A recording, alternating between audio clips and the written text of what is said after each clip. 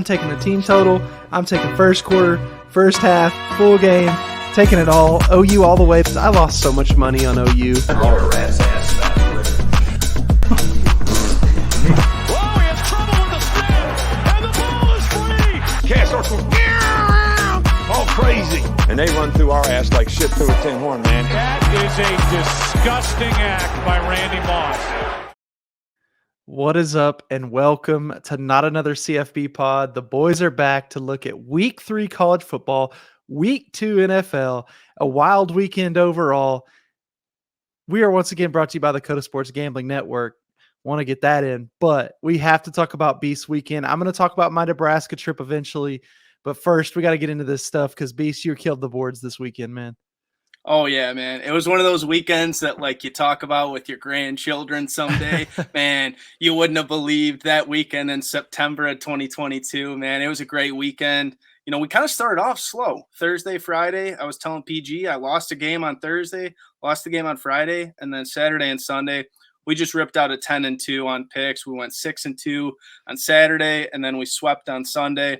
Got to play pendant on Monday Night Football, see if we can't get, you know, that 11-2 over a 3-day span.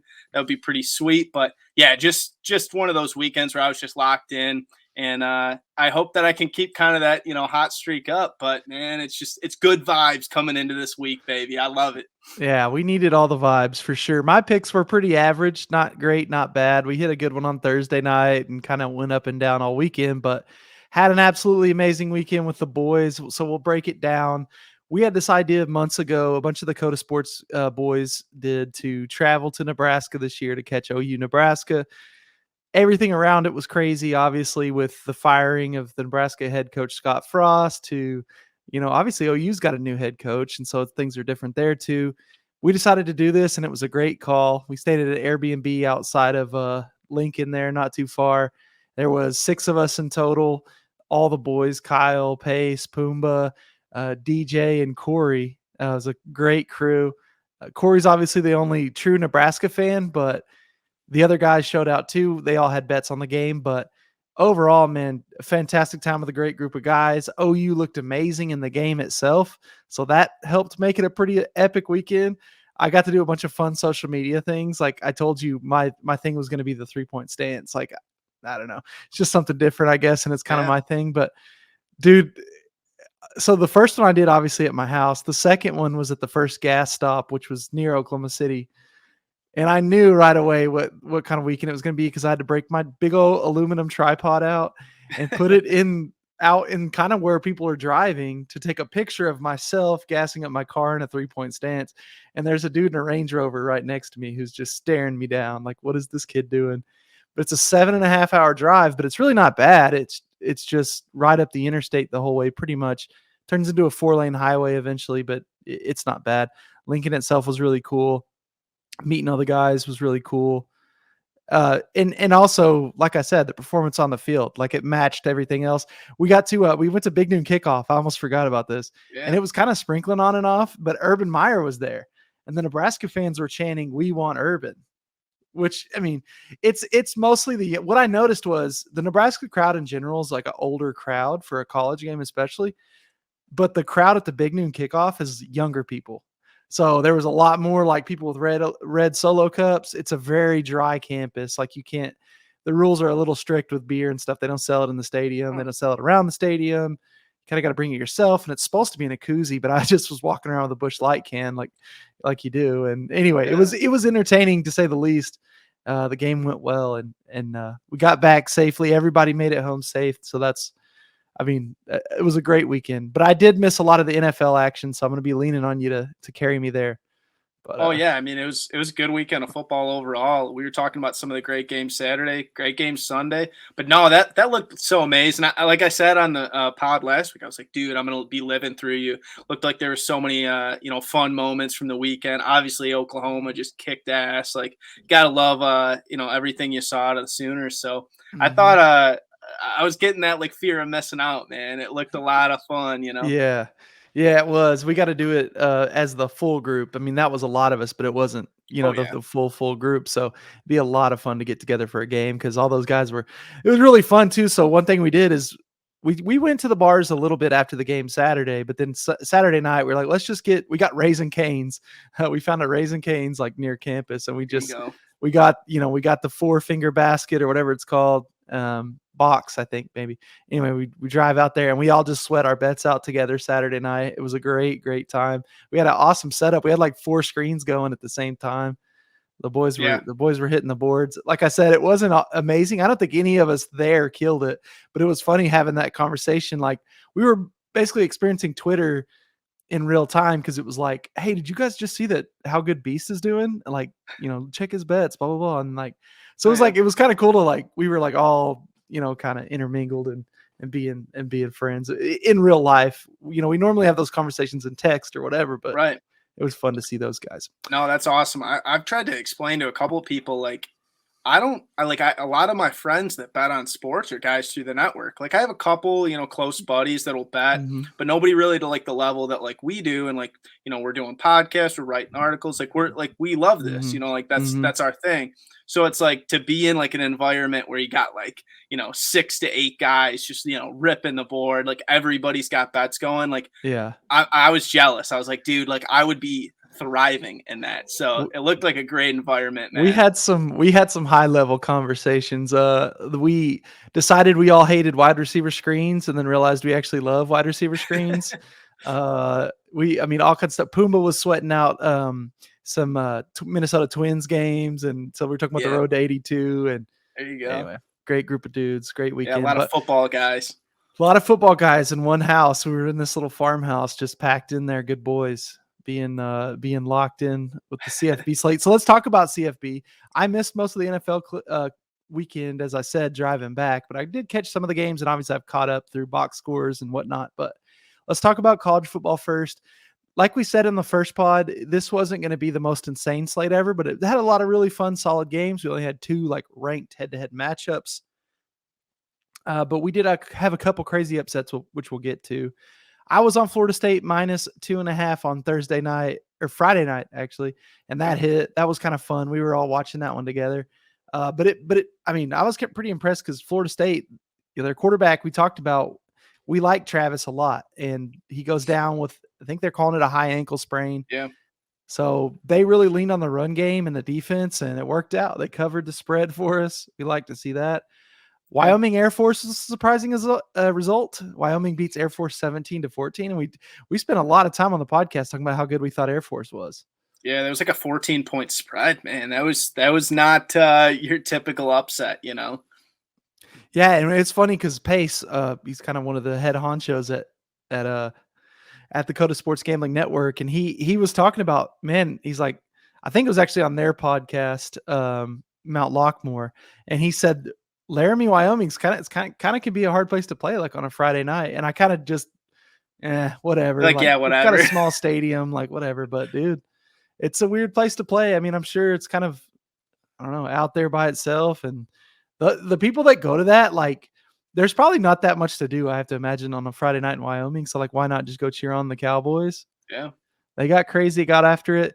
All right, so let's talk about Saturday. And I think maybe we should lead off. OU destroys Nebraska 49-14. I was there. I feel like OU looked pretty legitimate. Like, yeah. I feel like they looked like maybe that 4th playoff team that we've been waiting to find out. There's a lot of football to be left to played. I'd love to see that defensive effort from Oklahoma again. They looked like they were locked in on defense. They gave up the first drive and then scored 49 unanswered points. And then obviously in the 4th quarter, Nebraska adds another garbage touchdown. But I have to go back and rewatch it from the television perspective, because it felt like where we were, like, it looked like OU was just at a different class, which is what we're not. Yeah. Like last year, they were at a different class than Nebraska, and they couldn't pull away. So like to see them do that and just put their foot on the pedal, man, it was cool to see.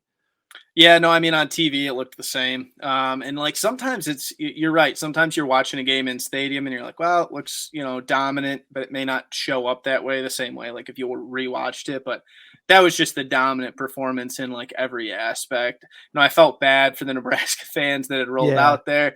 Shout out Corey. I think Nebraska's got some good things coming in the future, but it just vibes are already down, with Frost and, the loss, to Mhm. Georgia Southern and stuff. But yeah, it was dominant from Oklahoma from start to finish. I had the first half under in that. I thought, oh, like Yeah, there's going to be same a here. rivalry game. Like we got this. No, man, Oklahoma took care of business. They were just lighting it up. If they wanted to, kind of like you were alluding to in your Twitter video, if they wanted to, they could have put up like 70, but Oh, they yeah, they easily. they held back, and like that's what you do because you're up that much and you don't want to show too much. But we'll Right. see what happens with that game a couple weeks from now with Texas. I think that'll be like Mhm. the real rivalry, and it'll Oh, be a yeah. tough environment, So we'll see. But I'm excited about what's coming from Oklahoma. You're right that defense is they're probably their best defense in a few years at least. Yeah, yeah, definitely. They just look different. They look better coached and things on defense. Like it, and it may be one of those things that doesn't really stand out unless you're like an OU fan and you just know. Yeah. But I liked what I saw. We got to talk about more. There were a lot more games going on. Alabama, huge bounce back, 63-7 over ULM. Georgia looks like the number one team, man. No doubt about Hmm. it. They beat South Carolina 48-7, and I think it was 48-0. And Yeah. then South Carolina scored a garbage touchdown. Yeah, that was an ugly game. I think I said on the podcast last week, like, oh, that could be a tough matchup We because we did. We thought Rattler. it might something might happen with it. It was Yeah, at South Carolina, man. Like, yeah, just Georgia's that good. It's like doesn't matter if you're Spencer Rattler, doesn't matter mm-mm. who you are. They're just dominant. They just smother you. They're solid, man. I think you're right. They might be number one again. Yeah, and then we had Ohio State taking on Toledo. I had Toledo plus 32. It looked like it had some life, but man, Ohio State comes out and scores 77. Yeah, Stroud, we were waiting for that offense. yeah, and this was I told the guys like this is kind of going to be the backbone of Stroud's Heisman run. It won't Hmm. be the game that people look back at and like, man, I can't believe those highlights he had against Toledo. But he stuffed the stats. This game absolutely stuffed the stats. Let me pull up his numbers. 367 through the air, passing. Oh, here it is. 5 touchdowns. Yeah. 22 of 37, 357, 5 touchdowns. I mean, what are you going to say? Like that offense came around. We knew it would. Like Hmm. I think you called it. Like I want to believe that Ohio State's like not all that this year, but I can see it coming. Yeah. It's kind of like we've seen this story too many times before where they might struggle the first couple weeks and then, they'll get it Mhm. going. I'm pretty nervous, entering Michigan State. They'll play them in 2 weeks and, We, or 3 weeks, I should say. But yeah, like Michigan State just gave up that 39 piece. It might be Yeah, let's 70. talk about that. Michigan State goes down to Washington in Seattle, 39-28. They made it, somewhat respectable there at the end, but there was a period there where, man, Washington was just kind of running away with it. It was just dominant. Like I don't want to give credit to a team that just smoked, my boys Yeah. that bad. But dude, it was the whole time I'm sitting at the bar like, oh, they're gonna get it going. They're gonna get it. No. Michigan State's defense is just they're not what they thought. What I thought they were. I thought they might have been, improved from last year. Their passing defense is just awful. Yeah. Penix was he put on like a master class and just like how to shred a defense. They knew exactly what to do. They threw the ball like 40 times, even though they were like up by so much. They just kept throwing the ball. They said Michigan State can't Yeah. stop us. We're just going to keep slinging it. It's bad news for Michigan State right now because Well, everybody should watch that game and see the they're tape's beatable. there. Yeah. Yeah, that is. But here's the thing. The good news is there's not every team in the Big Ten can do that with a Yeah. quarterback. And so we just I think part of it is too, we had Washington a little underrated too. They look Mhm. legit. I mean, and I put out my top 25. I ended up ranking a lot of Pac-12 teams, Ben. I Yeah. was pretty quick to say, I still think they top to bottom, they may end up still being like the worst Power 5, but maybe not. I mean, they've got some good teams right now. USC, we already talked about. Yeah. Washington, we already talked about. We also had Oregon. Oregon destroyed BYU. I don't know if you saw any of that. Oh yeah. 41-20. It really wasn't that close. Like Oregon just like it's like something clicked for some of these teams this week, Hmm. and Oregon was one of them. They put it all over BYU. Yeah, Bo Nix looked great. I feel like we've always like had this. Bo Nix has this potential, like if he could ever get to it, and that was like he showed it last week. I mean, they were awesome on offense. I thought BYU is, I talked about them last week. Oh, they could run the table. clearly they can't. If they can't, go on the road and beat a team like Oregon, they got smoked. Just top to bottom, Oregon's the Mhm. better team. Oregon's defense looked really good. They're going to be kind of a player in the Pac-12 that I kind of was disrespecting last week. They got my respect now. I see you. I see you. We one other good one we had, at least between two ranked teams, was Miami Texas A&M. It was not a good game. 17-9, Texas A&M wins at home. It was a disgusting game. Bunch of bad decisions for Miami, and it was just not an entertaining one to watch. I had Miami, I think plus 5.5 or whatever, so that didn't hit, but it definitely could have, maybe should have. I don't even want to give too much time to that because I do think we need to talk about Penn State Auburn. Penn Yeah. State goes into Auburn and blows them out 41-12. Clifford, man, you said it early in the year. He found a way. Like, now his stats aren't just insane, but the way he leads this team, I think he makes up for it. Oh yeah, Clifford's. I mean, he's got enough in the tank to be able to keep you in pretty much every game. But I was talking a little bit last week about this Nick Singleton. I don't know if he goes by Nicholas Singleton. I call him Nick because that's easier. But Nick Singleton, man, this freshman running back, they got a couple good backs, but Yeah. Singleton looks great. I don't know if you saw that one, highlight. He busted off like a 55, 60-yard touchdown.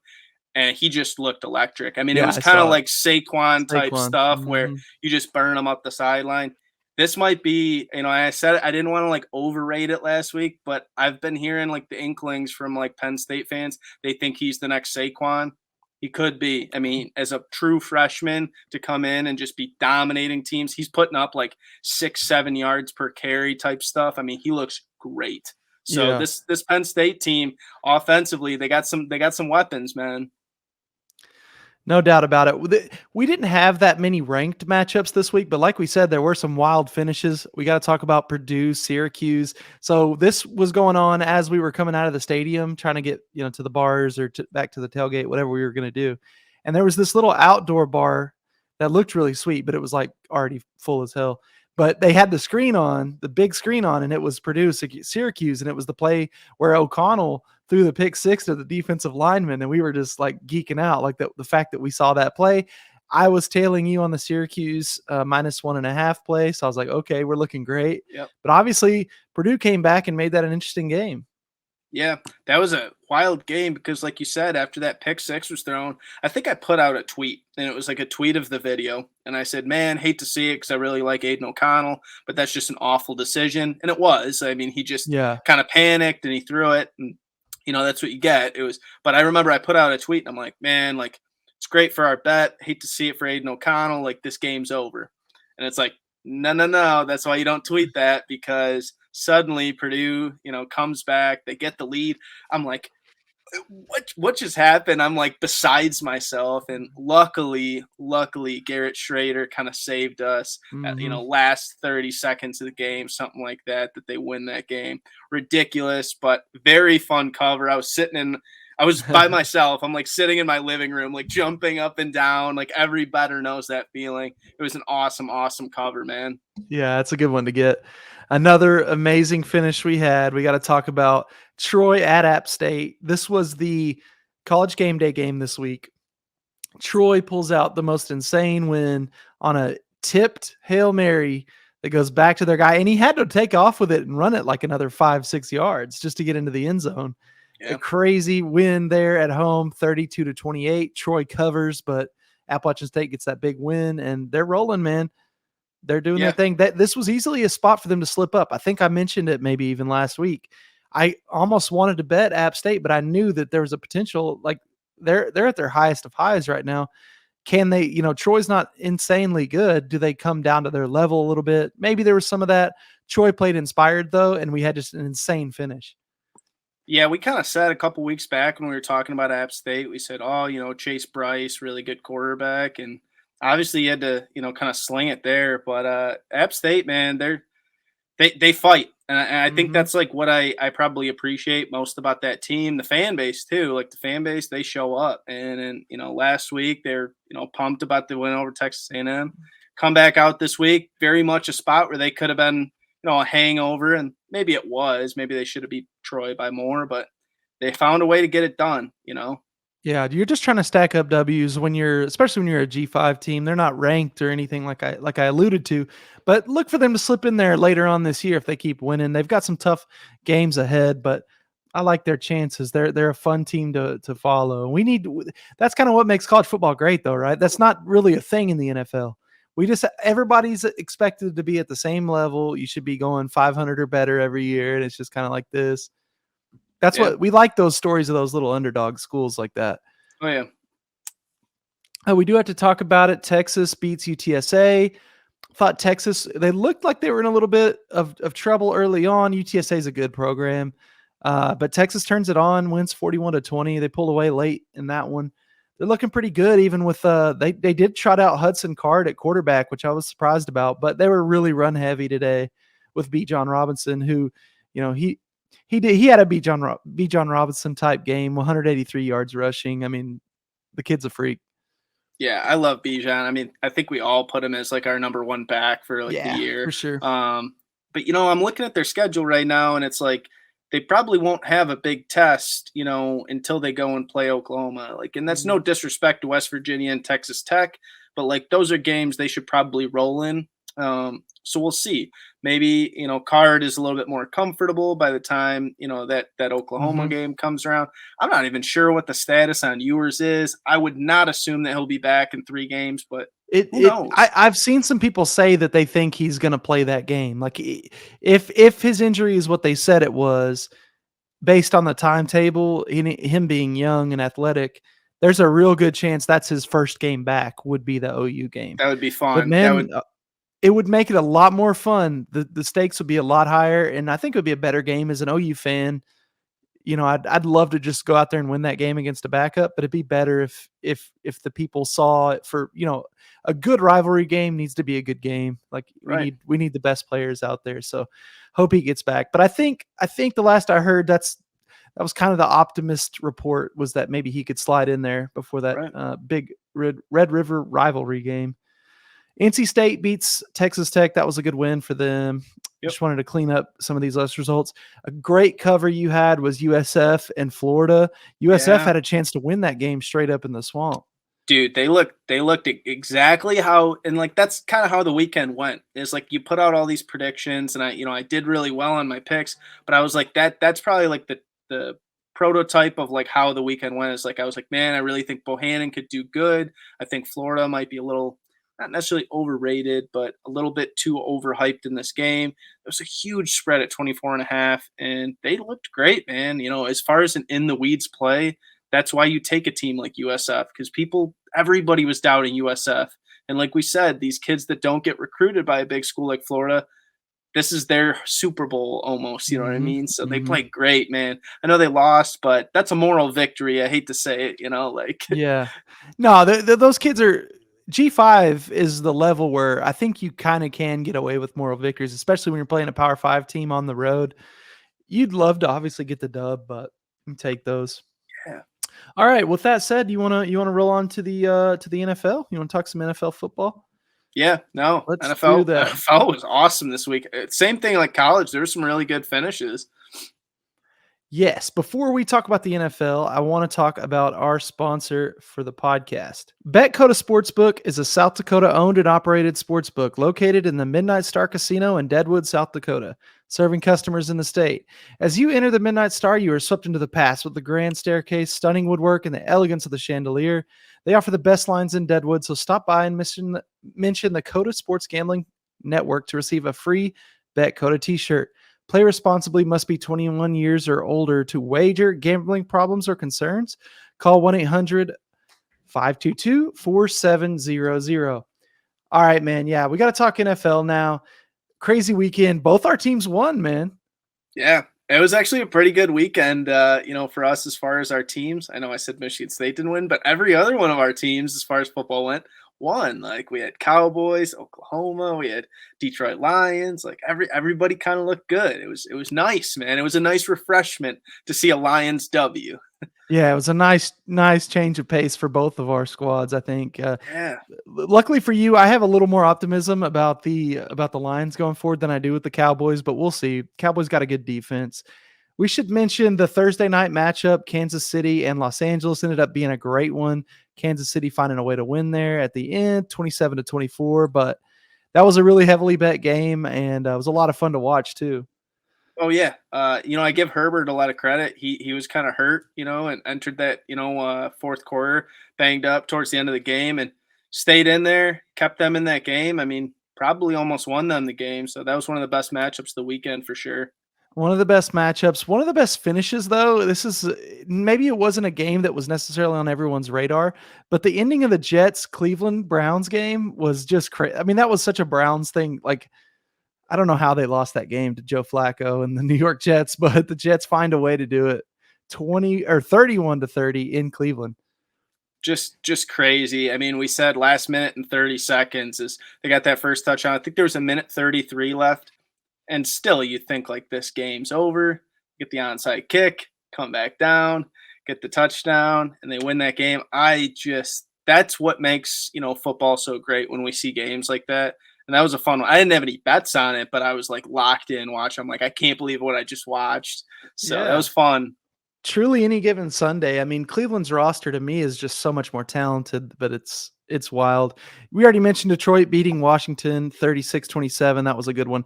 A crazy one that I didn't get to catch a lot of, obviously because I was driving, was Tampa and New Orleans. That is like the most heated rivalry I feel like in the NFL right now. There was so many I have Mike Evans in 2 fantasy leagues. He got kicked out of the game. Yeah. Him and the safety or Lattimore. Lattimore, right. yeah. I was gonna say the Ohio State kid. Yeah. So Lattimore, man, like I know that he was kind of guarding Mike Williams or Mike Evans, but yeah, it's like next thing you know, they're swinging on each other. I see Evans is getting tossed. He's saying, "Oh yeah, like don't hit Tom Brady" or something like that. His quote was, "That's Tom Brady. That's what do you Tom expect Brady me there, to do? Like, what do you Yeah. expect me to do?" And it's like, dude, like you can't be swinging on guys. But I also understood it. It's tough. They got in the brawl. That was a fun game overall. Very heated. It feels like you said maybe the best rivalry in the division. Maybe Yeah, like, right now it's like what I mean by that is just that there's active beef going on. Like that is every game they do something, Lattimore and Evans. So there's active guys that just do not like each other. Jameis throws a couple key picks there late, lets Tampa pull away. I think I saw that he's directly responsible for 17 of Tampa's 20 points. So there you go. Not a great look for our guy Jameis. What about this result? Jacksonville just blanks Indianapolis 24-0. The Jacksonville Jags, dude. Just shocking because I just like last minute one of those parlays that I didn't think anything about. I think I had like a $5 free bet. I'm like, oh, I'm gonna put out a bunch of teams, and I had Indy -3 just as like a random side part of that, and that didn't hit. And like, granted, like it was a $5 free bet, and I had like a ton of plays. It probably would have never hit anyways, but it was like dead in the water like right away, and I'm like, that's the play that made it dead in the water is Indianapolis -3. They look shaky. I wanted to believe like Matt Ryan would turn things around there because he was supposed to be this X factor, but I don't know, man. I know. No, and that's the second time they've cost me money. That's the second time the Indianapolis Colts have cost me a bet. I'm done with them. They're on my do not bet list this year. Absolute frauds right now. We'll see. Maybe they turn it around, but I'm not betting them right now. No shot. Yeah. A team. Here's was another crazy comeback. Miami and Baltimore. We got to talk about it because Baltimore, I think, had a 28-point lead going into maybe the fourth even, or something like that. Either way, it was a huge comeback there in Baltimore. So Baltimore ends up winning 42-38, man. Yeah, that was a crazy game. Miami ended up outscoring them 28-3 in the fourth quarter. Like just completely Tua started going off. Tyreek was going off. Anybody that had Tua or Tyreek in a fantasy league, that like that saved your week. It was a very fun game. Lamar looked great all game. So Lamar had like an 80-yard touchdown at one point. Like that was just an electric offensive game. Like if anybody had the over, like congratulations. It got way over. But very fun game to watch. Yeah, an 80-point, NFL game in regulation is pretty awesome to watch. So I'm kind of mad I missed it, but I had Lamar in my fantasy team. He did me pretty well, so I'm happy with that. Let's see. Oh, one game you also had picked correctly was San Francisco-Seattle. Maybe not the most exciting game, but you called that San Francisco bounce back a little bit, I feel like. Yeah, I kind of was the whole reason I was doing it was I was just very much relying on San Francisco's defense. I thought Trey Lance would get it going, and then next thing you know, Trey Lance is like gone. You Yep, know, or broke his prayers up for ankle. him. But Yeah. yeah, I heard it was like a ligament, his fibula. I've broken a fibula before, not fun. So it's like a lot of things going on with him with surgeries now. But I think Jimmy G is good enough. That was a nice thing to have. It's like Jimmy G just kind of willed them to that win. He looked pretty good. Jimmy G looked excited after the game. I think the 49ers might have some momentum with him, but they just took care of business. It was very much like, we're just going to grind you right down into the dirt and get that cover. They looked good. Yeah. Another result we got to talk about, Arizona, Las Vegas. I knew that would be a good one, man. I called it. I should have taken the over because I think that with the touchdown in overtime, the Arizona Cardinals hit that over. 29-23 in Las Vegas, man. I don't know. Did you catch the ending of this one? Oh, yeah, I did. I was watching that one locked in, and to see that fumble and, he scoops and scores, Oh, I thought man. I mean, like, he had to have been, like, 6 inches away from fumbling that ball before was when he crossed the line, he kinda flips it out of the end zone. He almost Oh, almost right. You're talking if he about ended up the doing that, defensive player almost yeah, threw the yeah, the ball. defensive Yeah. player, yeah, when he was crossing the end zone, he Yes, it ends was up tossing out close. of bounds. I think if he would have tossed that out of bounds before, I think that would end up being a safety, and Well, then okay, so that's what it depends on if the ball goes out of the end zone or not. If the ball just dies at the 1, I don't know how that works. But I I don't think guess it's a yeah, I don't know if it's a touchback unless it actually does go into the end zone and nobody recovers it or it right. goes out the back.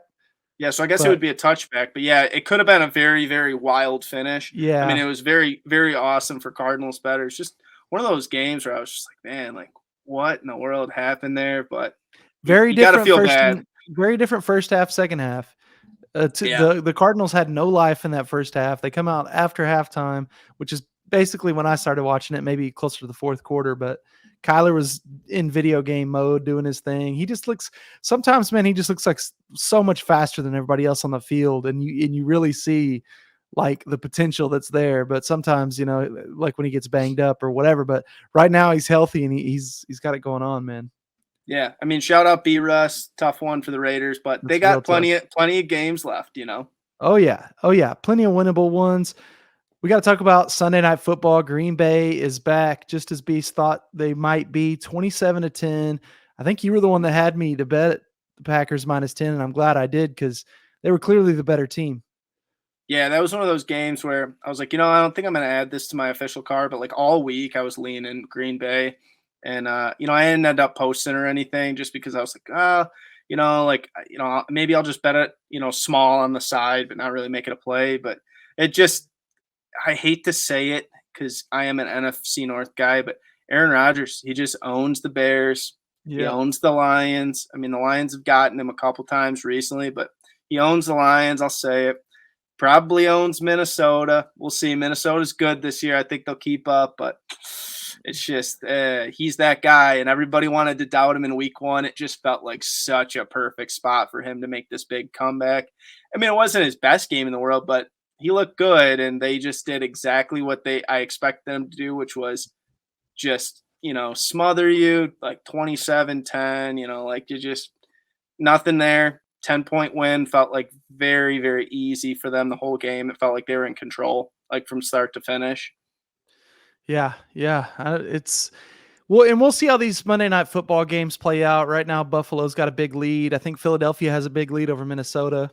Oh yeah. Two very good teams. I think Man, I think if you had money preseason on Buffalo, I think it's in a good place. There's a lot of football to go. Injuries happen and blah blah blah. I know they lost their center tonight. Don't know how long he'll be out. Buffalo, that is, but man, I mean, what a weekend of football. If you're ready, Beast, and if you've got one, we're gonna roll into one big take. This is our segment. We just came up with, you came up with what 1 week ago. Yeah. Basically, this is just one take from the weekend that's kind of left like a lasting impression or whatever you have, and we're gonna let Beast lead us off here. All right. I'm not going to try to get too fired up because I don't want to get too mad. I don't want to get people scared where they don't want to watch anymore. But I got to be honest, guys. I didn't have a bet on it, but I did like a Survivor League this year where I got to pick a team to win. I had the Broncos to win this week, and man, they looked bad against the Texans. I thought they were going to lose that game. Nathaniel Hackett is a head coach. He is a clown. I'm serious. I've seen some bad coaches because I am a Detroit Lions fan. I've seen a lot of bad coaches between Marinelli and Jim Schwartz, Matt Patricia, the biggest of the clowns. Well, Nathaniel Hackett is just as much of a clown. He is very, very thankful today that he did not get fired. I know it's only been 2 games, but he looked awful last week with his goal line play calling.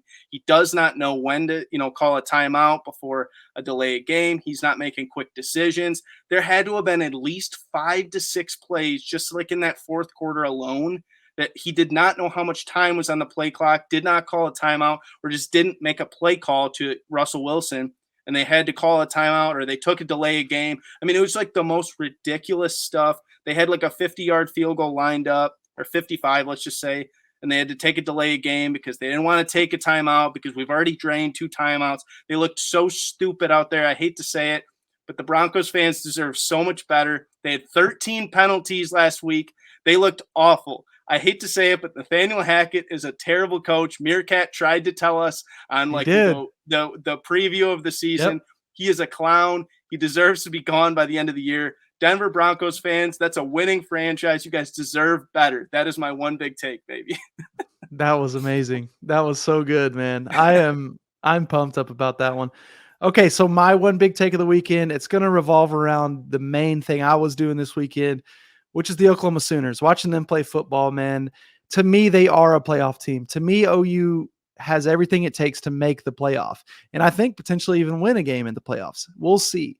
It depends on how the season shakes out. I want to get this out there because I know this is a homer take.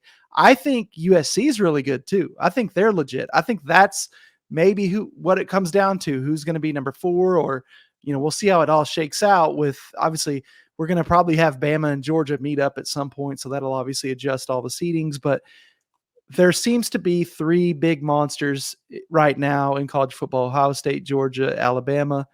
And then who's that 4th team going to be? I think it could be Oklahoma. I think they've got a lot of good, the home slate is solid for them. They're playing a lot of their tough games at home. Obviously, the Texas Longhorns in Dallas is going to be the biggest matchup, looks like, on schedule right now, because I think Texas is legit too. But I like these Oklahoma Sooners, man. I think they've got what it takes. I think Brett Venables has them playing the right way. They're bought in. The team chemistry is off the charts. You can just tell that these guys genuinely do care for each other. I'm going to call it now. I think the Oklahoma Sooners make the playoff. That's my one big take. Man, I like that a lot. I mean, I'm serious. Watching them last week, they looked every part of a playoff team. And Baylor doesn't scare me. We've seen Oklahoma State have some struggles on defense. Mm-hmm. I mean, they gave up a ton of points to Central Michigan that we were talking about. Texas might not have a quarterback by, the time they play. Maybe they will, who knows? But I still think that they have the edge in the Big 12 right now. They run the table. That's all we need, baby. We got a little interrupted by baby PG there. He was pretty psyched up about Beast talking good about the Sooners. We love to hear it. We love to hear it. Well, this was another great recap episode with my guy Beast. Shout out to him. And if you're not following Beast_picks on Twitter, taking his plays right now because nobody's hotter in the game. We'll see how his Monday night plays go, but I think they look good last I checked. So keep our fingers crossed for our guy, man. All right. Catch us next time, folks. Be sure to subscribe, thumbs up the video, rate us 5 stars, all that good stuff. It helps us out a lot. And we'll catch you guys Friday morning. Peace. Peace out, guys.